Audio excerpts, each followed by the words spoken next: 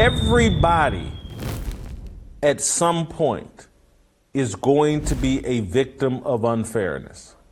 Everybody will be a victim of unfairness. That, to me, is the story of Jesus Christ. He did nothing wrong, but he was still a victim. How did he handle it? And so that's the real question, is how do you handle it? And so I can look at my own life and career. If I just took my journalism career, I have been met with unfairness during my journalism career. And some of it may have been racially based. And I could certainly cry you a long story about what happened to me at ESPN from 2013 to 2015, all the obstacles, all the people throwing banana peels everywhere, didn't want me to succeed.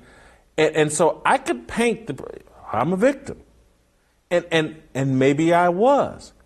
But what I don't have is a victim's mentality. I have a more Christ-centered mentality. Like, well, I can fix this. I can get up. I just fell to the ground. I can get up and I can do better and learn from this experience and still achieve all of my goals. And so I'm not going to wallow in that victimhood or that unfairness. I'm going to immediately move on and start figuring out what I'm going to do next, because this is the land of opportunity, the land of milk and honey.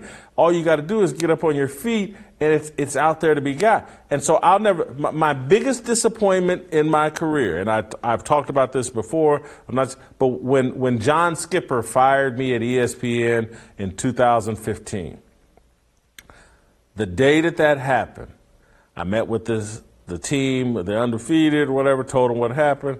Then I went home, crawled in bed, shed some tears, got up that night and said, it's over. I'm now moved on to what's next. And so I'm not telling Brain Flores, like, hey, man, I get it. This is disappointing. You got fired. But a lawsuit and all this whining and crying and blah, blah, blah. Everybody, trust me, I guarantee you, TJ Moe has a bunch of stories about some unfairness he had to deal with, and every NFL coach has a story about unfairness they had to deal with. It's like, how do you handle it is what will define you. The Cleveland Browns fired Bill Belichick. He went on to become the greatest coach in NFL history. Everybody's going to fail. And if you don't have a victim's mentality, you can overcome that failure.